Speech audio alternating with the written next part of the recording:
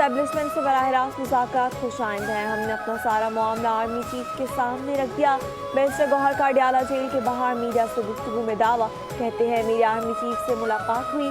میں اور علی امین گنڈا پور دونوں آرمی چیف سے ملے.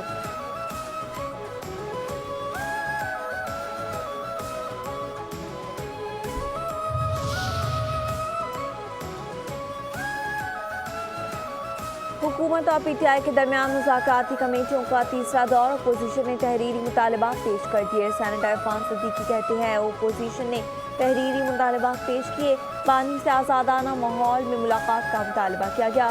حکومتی کمیٹی 7 ورکنگ دنوں میں تحریری موقف پیش کرے گی.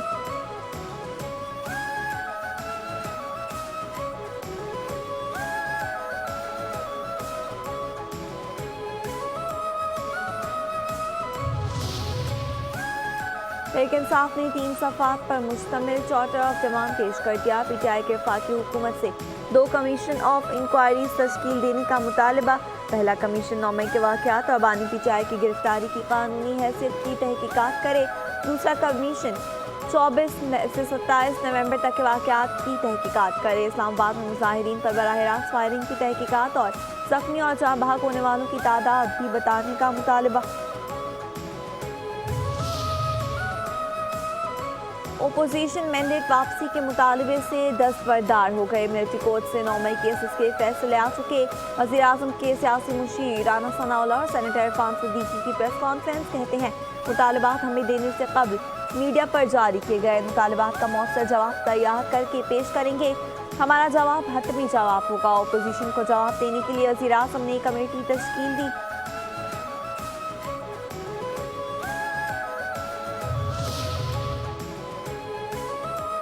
پی ٹی آئی اپنے مطالبات سے پیچھے ہٹی ہے اور نہ ہی ہٹے گی. شیخ وقاص اکرم کا رانا ثناءاللہ کے بیان پر رد عمل. کہتے ہیں حکومتی وزراء نے پریس کانفرنس میں حیران کن اور مسکہ خیز باتیں کی. پی ٹی آئی جہاں کھڑی تھی وہیں کھڑی ہے. آپ مذاکراتی کمیٹی کے نام پر قوم کو بیوقوف بنا رہے ہیں. ہم فرار ہونے کی اجازت نہیں دیں گے. ناحق سیاسی قیدیوں کی رہائی اولین ترجیح ہے. بانی کی گرفتاری سے متعلق ہونے والی تحقیقات نہیں مانتے.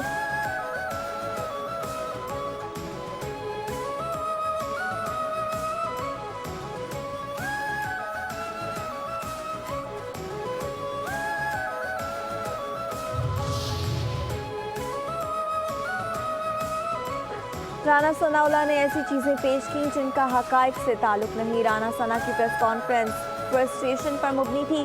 صاحبزادہ حامد رضا کہتے ہیں یہ پروپیگنڈا چاہ رہے تھے کہ ہم نے این آر او مانگا. حکومت کا این آر او کا بیانیہ تباہ ہو گیا. ہم حکومت کو نہیں بلکہ جوڈیشل کمیشن کو ثبوت فراہم کرتے ہیں. پی ٹی آئی نے اپنے لیڈر سے ایک اور ملاقات کی ڈیمانڈ کی. عمر ایوب کی بانی سے ایک اور ملاقات کا راستہ نکالیں گے. کوشش کی بہتر سے بہتر تلاش کیا جائے. اسپیکر قومی اسمبلی ایاز صادق کی پریس کانفرنس. کہتے ہیں فیصلہ ہوا ہے کہ بریف اسٹیٹمنٹ دیں گے. مذاکرات درست سمت میں جا رہے ہیں. میں نے کہا تھا معیشت اور دہشت گردی سے متعلق بھی کمیٹیاں تشکیل دی جائیں.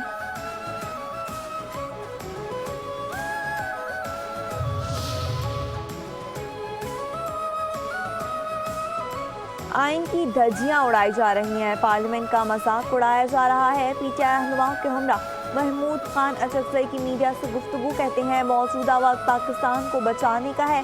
اداروں کو آئین کے تحت چلنا چاہیے. اسد کیسر نے کہا بات بگڑے گی تو پھر کس کے قابو میں نہیں رہے گی. تمام مسائل کو بات چیت سے حل کرنا ہوگا. ملک میں امن و امان کا سنگین مسئلہ ہے.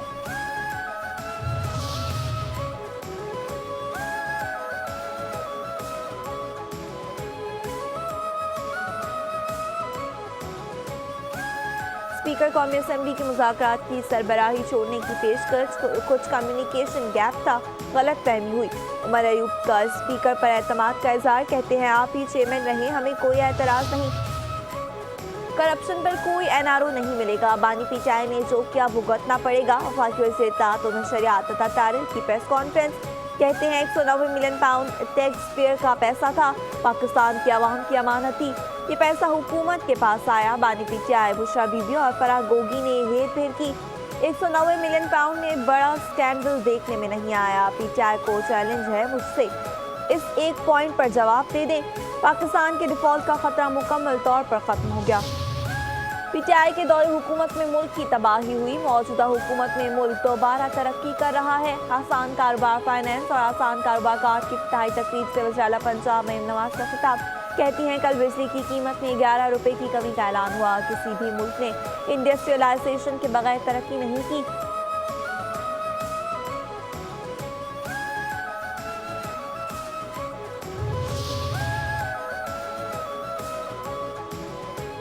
اوورسیز پاکستانیوں کو ووٹ کا حق دینے کے کیس کی سماعت آئینی بینچ میں نہیں ہوئی۔ دعا کریں ملک میں آئین اور قانون کو عزت ملے۔ شیخ رشید احمد کی سپریم کورٹ کے باہر میڈیا سے گفتگو، کہتے ہیں فی الحال بحران کا نتیجہ نکلتے دکھائی نہیں دے رہا۔ بین الاقوامی سطح پر پاکستان کی جو تضحیک ہو رہی ہے اس پر بھی نظر رکھنی چاہیے۔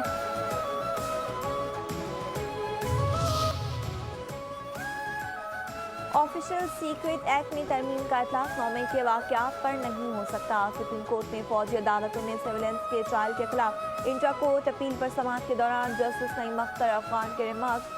وزارت دفاع کے وکیل خواجہ حارث نے دلائل دیے کہ سپریم کورٹ سیکشن 2D1 اگر درست قرار پاتا ہے تو نتیجہ کیا ہوگا؟ قانون کے سیکشنز درست پائے تو یہ ٹرائل کے خلاف درخواستیں ناقابل سماعت تھیں۔ ملٹری ٹرائل میں پورا پروسیجر فالو کیا جاتا ہے۔ جسٹس حسن اظہر رضوی نے ریمارکس میں کہا کہ عدالت نے آپ سے ملٹری ٹرائل والی کیسز کا ریکارڈ مانگا تھا۔ عدالت دیکھنا چاہتی ہے کہ ٹرائل میں شہادتوں پر کیسے فیصلہ ہوا۔ عدالت کو یہ ریکارڈ دینے سے انکار کر دیا گیا۔ حکومتی وکیل کو یہ جواب نہیں دینا چاہیے تھا۔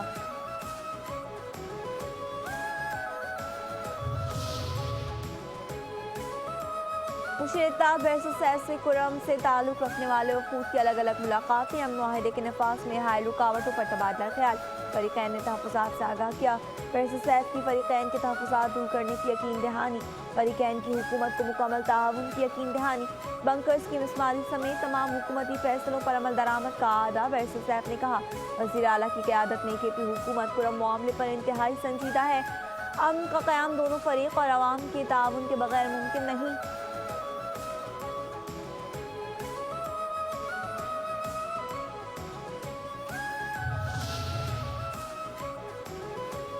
حکومت کا نادرہ موبائل ایپ لانچ کرنے اور 3 نئے وزنل دفاتر کے قیام کا فیصلہ۔ وزیر داخلہ محسن نقوی کہتے ہیں نادرہ کی پاک آئی ڈی ویب سائٹ بند کر کے خدمات موبائل ایپ پر فراہم کی جائیں گی۔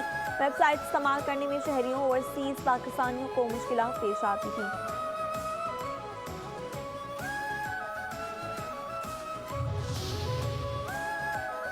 گوشوارے جمع نہ کرانا اراکین سندھ اسمبلی کو بھاری پڑ گیا۔ 15 ارکان سندھ اسمبلی کی رکنیت معطل اراکین میں صوبائی وزیر سردار محمد بخش، اکرام اللہ دھارے جو بھی شامل، امیر جماعت اسلامی پاکستان حافظ نعیم الرحمان کی رکنیت بھی معطل۔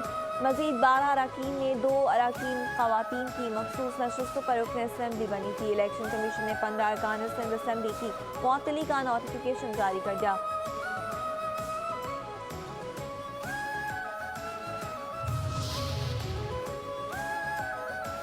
Sindh solid waste management board اور کانٹریکٹرز کے درمیان گٹھ جوڑ، سندھ حکومت کے فیصلے کو نظر انداز کر دیا۔ لبریلا کے مطابق تنخواہیں دینے کے بجائے منمانی اجرت پر مزدوروں سے کام کروایا جانے لگا۔ ضلع جنوبی اور وسطی میں ملازمین سرکار کی مقرر کردہ تنخواہوں سے محروم۔ سندھ حکومت نے مزدور کی تنخواہیں 37,000 روپے مقرر کر رکھی ہے۔ کراچی کی سب سے بڑی کچی آبادی اورنگی ٹاؤن غیر قانونی تعمیرات کا گھر بن گئی۔ رہائشی اور رفاہی پلاٹ پر درجنوں شادی ہالز کی غیر قانونی تعمیرات جاری۔ D G S B C A Abdul Rashid Solangi کی پراسرار خاموشی۔ اورنگی ٹاؤن میں تعینات ایس بی سی افسران عاصم انصاری، ماجد حسین، لطافت مرزا، عابد بھٹو کی مبینہ رشوت کے عوض آنکھیں بند۔ سرکاری خزانے کو کروڑوں روپے ریونیو کا نقصان۔ ایس بی سی اے کے کرپٹ افسران اپنی جیبیں بھرنے میں مصروف۔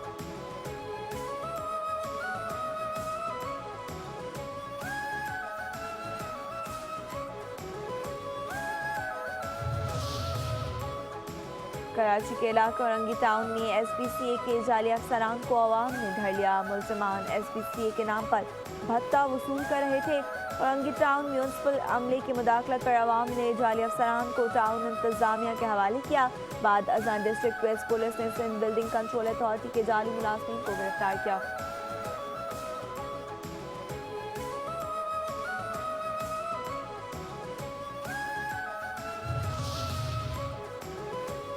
کراچی کے علاقے اورنگی ٹاؤن میں ایس بی سی اے کے جعلی افسران کو عوام نے دھر لیا۔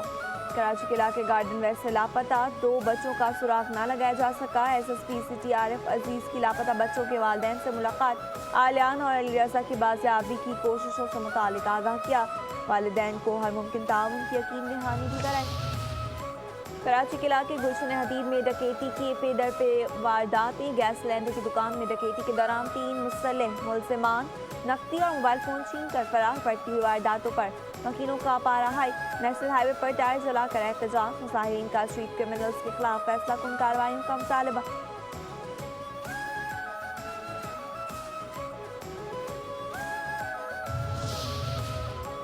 بالی ووڈ اداکار سیف علی خان گھر میں ڈکیتی کی واردات ناکام بناتے ہوئے زخمی۔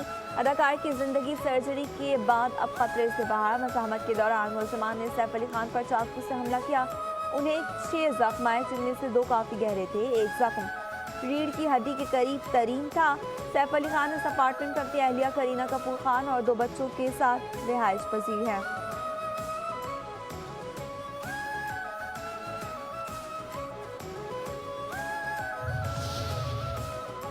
پاکستان غزہ میں جنگ بندی معاہدے کا خیر مقدم کرتا ہے۔ ترجمان دفتر خارجہ کا کہنا ہے معاہدے پر فوری عمل درآمد کیا جائے۔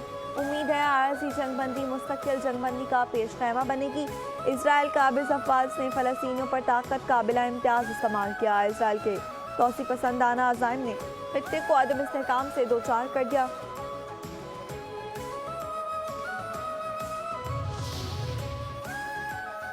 جنگ بندی معاہدے کے اعلان کے باوجود اسرائیل کے غزہ پر حملے، 20 فلسطینی شہید۔ جنگ بندی معاہدے کروانے کے لیے قطر، مصر اور امریکہ کی کوششیں کامیاب ہو گئیں۔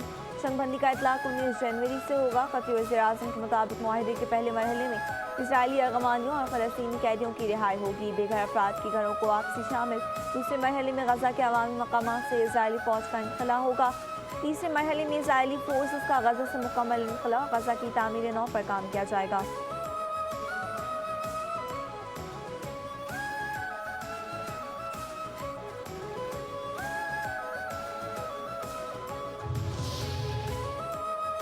کسی بھی صدر کو جرائم پر استثنا نہیں ہونا چاہیے۔ چیک اینڈ بیلنس کے نظام نے ہماری جمہوریت کو برقرار رکھا ہے۔ ٹرمپ انتظامیہ کی کامیابی کے لیے دعا گو ہوں۔ دنیا کی قیادت چین کو نہیں امریکہ کو کرنی ہے۔ امریکی صدر جو بائیڈن کا الوداعی خطاب کہتے ہیں چند امیر افراد کے ہاتھوں میں طاقت آ جانے پر فکر مند ہوں۔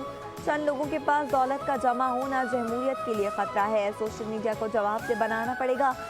مصنوعی ذہانت کو حفاظتی اقدامات کی ضرورت ہے۔